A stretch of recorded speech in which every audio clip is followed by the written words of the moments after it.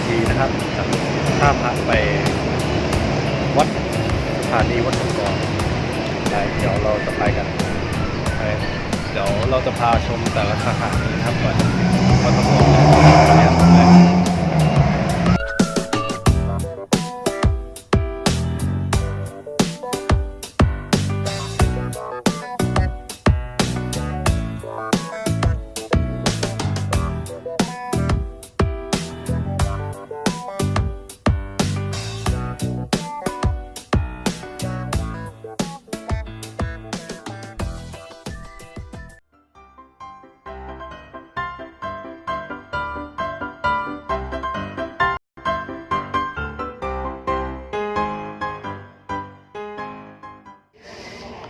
ตอนนี้นะฮะเราก็อยู่ MRT นะขายกำลังไปอิสรภาพไปเจอกันอิสรภาพโปรดใช้ความระมัดระวังขณะก้าวออกจากรถอิสรภาพ Station Please mind the gap between train and platform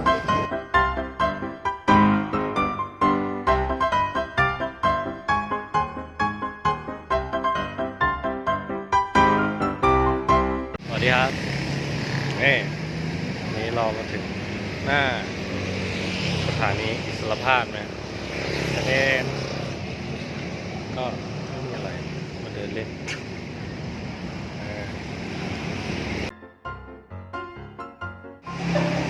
เดี๋ยวเราไปกันที่สถานีต่อไปนะครับ ตอนนี้เราอยู่ที่สถานี MRT สนามชัยนะจะเห็นได้ว่าสถาปัตยกรรมที่สวยมากนะฮะไปกันเลย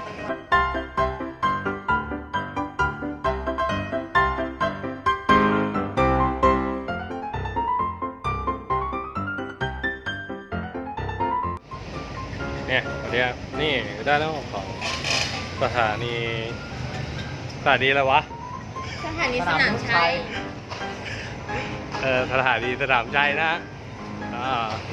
ติดกับวัดลาดบพิตรแล้วก็อะไรไม่รู้จ้าพวกมึงไม่ไปตอนนั้นไงไปที่ต่อไปเลยตอนนี้นะอยู่ที่สถานีสามยอดนะเอากลับด้านอีกนะฮะไปชมนะสามยอดจริงๆเนี่ยตอนนี้อยู่หน้าสถานีสามยอดนะดูมีความวินเทจจัดๆเลยเดี๋ยวสถานีต่อไปเราจะไปสถานีวัดกองนะครับเราไปเดินลงกันดีกว่าไปโว้ย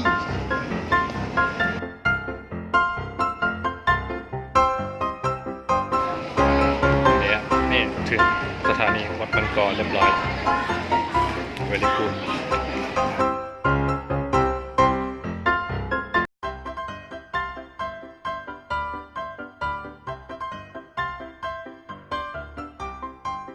เราอยู่หน้าสถานีวัดบางกรนะก็ค่อนข้างเป็นกว้างเดียวไปดูกัน